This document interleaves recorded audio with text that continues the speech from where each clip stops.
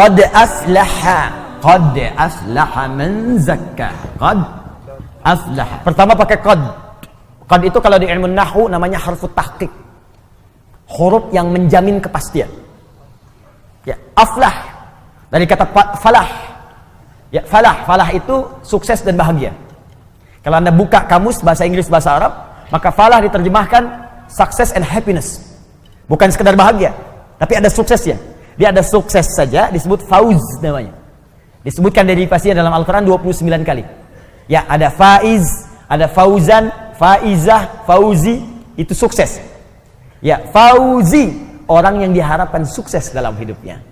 Walaupun belum tentu bahagia. Ada faiz. Kalau bahagia saja, farah namanya. Farah. Orangnya farhan, perempuannya farah. Kalau ada yang namanya farhan, artinya orang yang diharapkan bahagia selama hidupnya. Bahagia, walaupun belum tentu sukses. Nah, Anda pilih mana? Kaya tapi gelisah atau miskin tapi tenang? Miskin tapi tenang.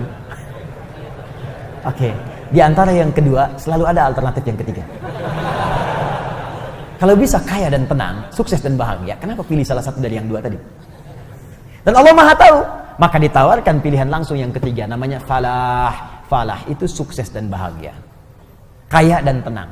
Kalau Anda genggam kebahagiaan itu, digenggam sukses itu, dan gak mau dilepas, maka dalam ilmu saraf tambahkan hamzah di depan kalimatnya. Asalnya falah begini, falah gini, tambahkan hamzah gini. Kalau tambahan satu huruf muncul di depan kalimat, maka harokat huruf yang pertama dari kalimat asal ini falah, fa, pindah ke sini. A harakatnya, fa. Karena pindah yang ini mati, sukun. Sukun, bulat. Karena ini sudah ada hamzah, maka di ilmu sharaf ilatnya ini hilang. Harakat tetap aflah. Falah, jadi aflah. Orang yang menggenggam dengan kuat kebahagiaan dan kesuksesan. Terjemahkan dengan ilmunya, qad aflaha. Aku pastikan, kata Allah, ada orang yang akan menjamin kebahagiaan dalam hidupnya dan sukses dalam pekerjaannya. Jadi kalau beraktivitas dimanapun, ada masalah sebesar apapun, tenang aja. Kayak nggak ada pengaruh pada dirinya. Bukan nggak punya masalah, teman-teman. Punya masalah juga. Cuma masalah itu diberi rumus oleh Allah sehingga menjadi ringan.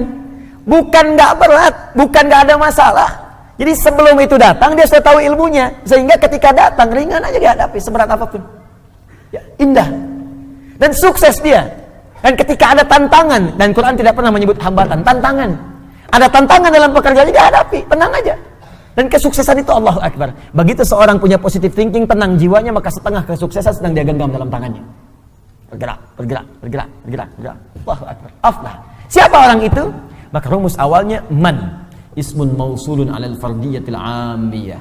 Konjungsi huruf sambung menyambungkan dua hal. Yang pertama dengan yang kedua. Qad aflaha ingin disambungkan dengan zakkah. Disambungkan kadang-kadang menunjuk kepada objek atau subjek sekaligus.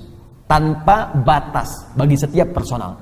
Seakan Allah ingin mengatakan bagi Anda siapapun hamba. Tanpa batas, laki-laki kah, perempuan kah, tua kah, muda kah, kecil, besar kah, kaya, cukup kah. Kalau Anda ingin menggenggam kesuksesan dan kebahagiaan, maka zakkah. Itu bisa Anda raih, modal awalnya zakkah. Haknya kembali kepada nafsu. Zakkah artinya menyucikan. Maka diterjemahkan dalam terjemahan, sungguh akan sukses dan bahagia orang yang mampu menyucikan nafsunya, jiwanya. Baik, kembali ke sini. Kalau nyuci itu dibuang kotorannya atau dibuang pakaiannya, bendanya? Bendanya atau kotorannya? Papa mau nyuci dulu nih, cek, picun ke Citarum. Bukan bendanya, pasti kotorannya kan? Baik, sekarang saya tanya, ada nggak seseorang mencuci pakaian kalau pakaiannya nggak kotor? Mustahil. Nggak ada, mustahil Joni. Ada orang nyuci tapi nggak kotor, mustahil. Nyuci itu dilakukan kalau bendanya kotor. Gelas kotor, cuci. Baju kotor, cuci. Ya, muka kotor, basuh. Basuh. Cuci, ayo bilas dengan rinso tuh muka. Cuci, bersihkan, cuci. Mencuci itu artinya menghilangkan kotorannya, bukan menghilangkan bendanya. Nah sekarang, ini dalam sekali ini. Ini bawa ke teori nafsu. Nafsu itu dibuat oleh Allah bukan ingin menghilangkan jiwanya, tapi dihadirkan supaya mengangkat yang bersihnya, yang takwanya supaya muncul. Sebab kalau nggak ada kotoran, yang bersih nggak akan nampak. Anda itu kan mencuci supaya nampak bersihnya kan? Kalau kotorannya nggak diciptakan, bagaimana tahu bersihnya? Di mencuci itu bukan menghilangkan bendanya, supaya Anda paham ada bersihnya. Dibuatlah kotor. Kotor itu dibuat bukan ingin menjadikan benda kotor, tapi supaya Anda mendapatkan kebersihan darinya. Begitu cara memahaminya. Maka kata Allah, saya ciptakan nafsu ini bukan ingin membuat kalian itu menjadi banyak masalah. Bukan ingin menjadikan kalian buruk, tapi sifat di nafsu itu saya buat sebagai katalis supaya yang takwanya muncul. Sebab kalau nggak ada lawannya di nafsu, yang takwa nggak akan muncul. Bagaimana ketahuan sabar kalau nggak ada marah? Nggak ada hujan, nggak ada angin, nggak ada geledek, nggak ada petir, tiba-tiba marah aja. Gara-gara maneh yuk. Mustahil ada begitu, pasti ada pemicunya dulu. Ya, kalau Anda ingin mengangkat jujur, mesti ada bohong. Maka bohong diciptakan bukan untuk menjadikan manusia pembohong, tapi supaya jujurnya nampak. Sebab kalau nggak ada sifat bohong, jujur nggak akan kelihatan. Kalau nggak ada sifat ria, yang tawadu nggak akan nampak. Kalau nggak ada sombong, sifat rendah hati nggak akan nampak. Makanya diciptakan sombong, bukan ini menjadikan manusia sombong, bukan. Makanya ketika Qarun sombong, oleh Allah dicela. Buka Quran surah 28 ayat 76 sampai 77 itu. Inna Qaruna kana min qaumi Musa fabagha alaihim. Qarun itu termasuk kaumnya Musa, sombongnya luar biasa. Bagha, sombong dengan harta. Togha, sombong dengan kedudukan. Ingat, indah bahasa Arab itu. Togha, sombong dengan kedudukan. Makanya Fir'aun ketika disebut sombong, kalimatnya pakai togha. Idhab ila fir'auna innahu togha. Tapi Qarun, bagha.